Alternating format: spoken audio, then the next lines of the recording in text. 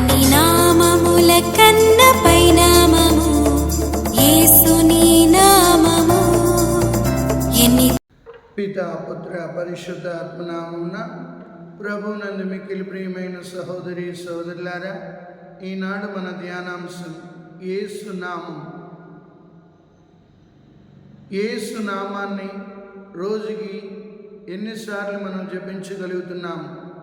యేసు నామములో ఉన్న శక్తి ఏంటి అని చూసినట్లయితే అపోస్తుల చర్యలు 3వ అధ్యాయంలో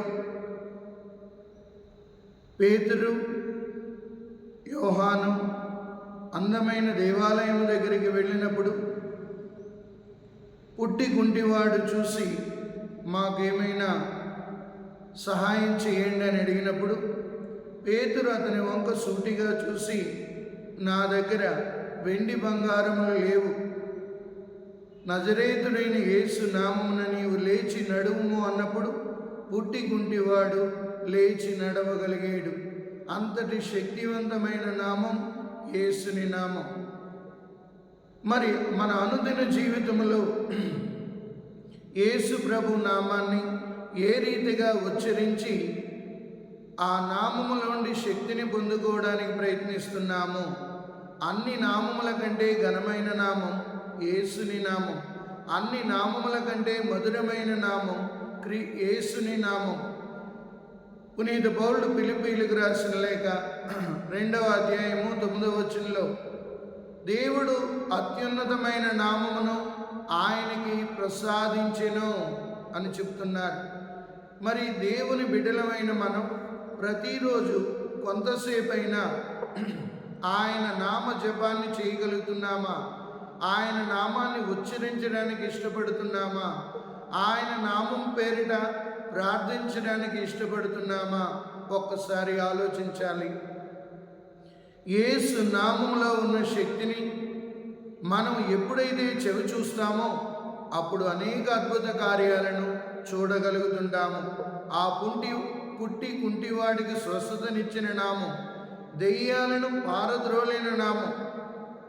ఇదే మనం చూడబోతున్నాం. దెయ్యాలను పారద్రోలిన నామం. అపోస్తుల చర్యలు 16వ అధ్యాయంలో పౌలు గారు ఒక సోది చెబుతున్న అమ్మాయిని చూసి, ఆ దెయ్యం పట్టిన అమ్మాయి బాధపడడం చూసి పదే సార్లు వాళ్ళని విసిగిస్తుంటే, నజరేతుడైన యేసు నామంలో ఈ బిడ్డను విడిచిపొమ్ము అని అనగానే దెయ్యము ఆవిడ నుండి పారిపోయింది.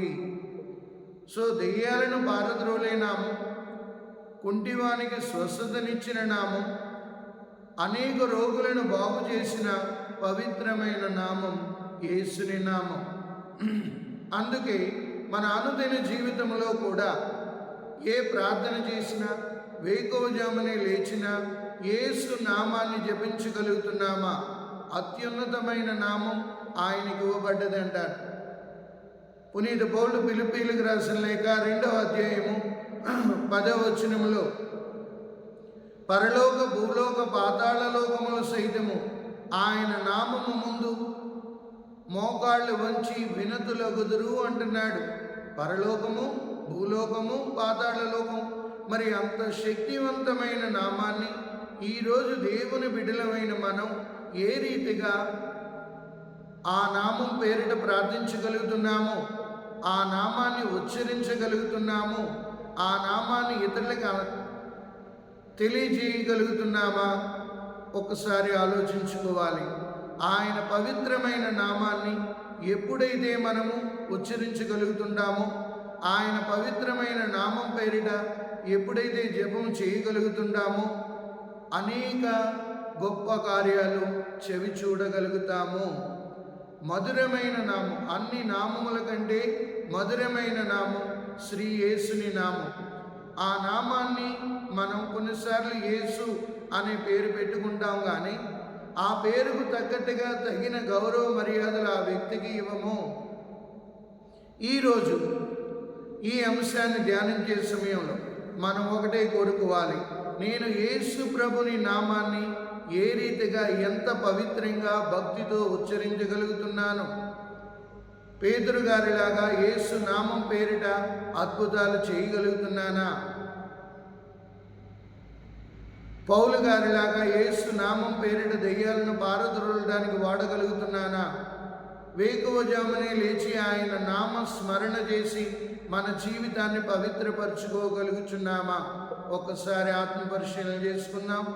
మన అనుదిన జీవితంలో ప్రభు అయిన యేసు నామానికి తగిన భక్తిని, గౌరవాన్ని చూపిస్తూ ఆ నామాన్ని మనం ఉచ్చరిస్తూ అనేక మేలులు పొందడానికి, అనేక అద్భుత కార్యాలు చూడడానికి ప్రయత్నం చేస్తాం.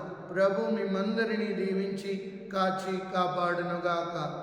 పిత, పుత్ర, పవిత్ర ఆమేన్.